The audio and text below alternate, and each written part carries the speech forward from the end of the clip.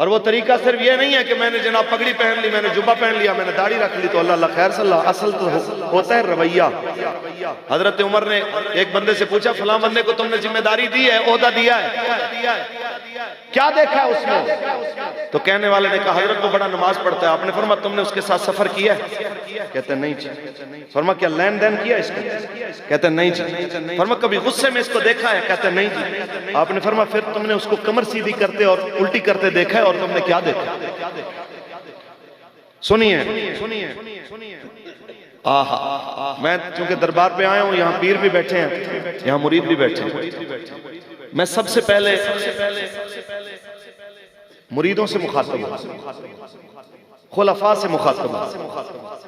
अक्सर पीरों में इतना ऐब नहीं होता जितने खलीफे अपने किरदार की वजह से अपने पीरों को बदनाम करते।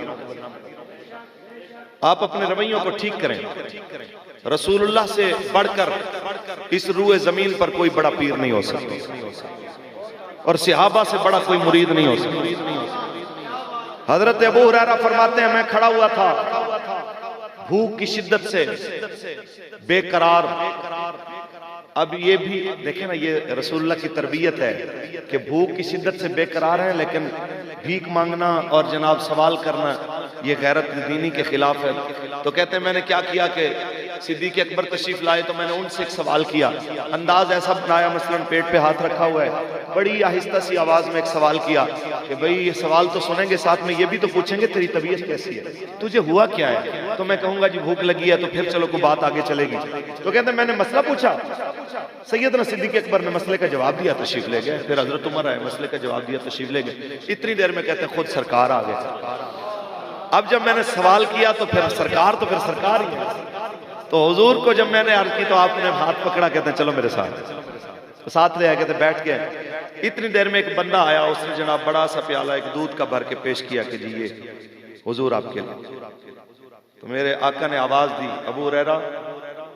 अब सोचे बंदा भूखा प्यासा हो, शिद्दत की जनाब भूख लगी हो और दूध भी सामने हो और ये आवाज आए, तो सरकार ने फिर क्या फरमाया, अबू हुरैरा जाइए और असहाबे सुफ़ा जो बैठे हुए हैं, तकरीबन उनकी उस वक्त तादाद 70 थी, उनको भी बुला के लाइए, वो भी भूखे प्यासे हैं, चलो आप सब मिल के इसको पी लें। कहने लगे मैं सोच रहा था कि मैं तो इसको अकेला ही इसको खत्म कर देता, तो अब 70 बंदे और आएंगे, लेकिन फिर दिल में आया जो बुला रहे हैं वो पेट भरना भी जानते हैं, वो रब के खजानों के मालिक हैं। उन्होंने फरमाया वल्लाहु युती व इन्नमा अना कासिमुन, अल्लाह देने वाला है और मैं बांटने वाला हूं। कहते मैं बुला के लाया। अब वो आए तो हुजूर ने फरमाया बिस्मिल्लाह पढ़ के इनको पिलाइए। अब यहां एक सवाल है कि सरकार ये भी तो फरमा सकते थे अबू हुरैरा पहले खुद पी लीजिए, बाद में आपने इनको पिलाना है, लेकिन रसूलुल्लाह ने यूं नहीं किया।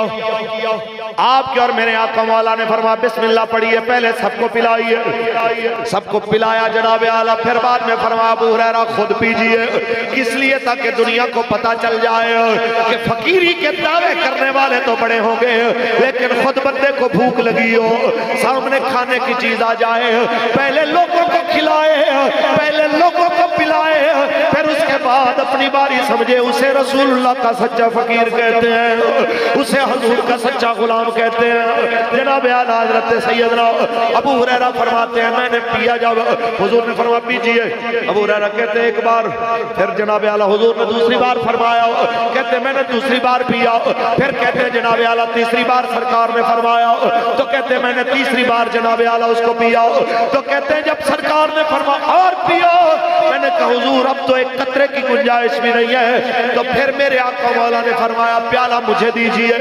70 से आवा वो 71 में अबू हुरैरा 71 बंदों का जूठा जिस बर्तन में दूध था उसी को मेरे आप और आपके आका ने अपने मुंह मुबारक से लगाया, एक बार भी नहीं फरमाया कि प्याला चेंज कर लीजिए इससे जरासीम न फैल जाए, एक बार भी नहीं फरमाया कि जनाब मेरा बर्तन बदल दीजिए।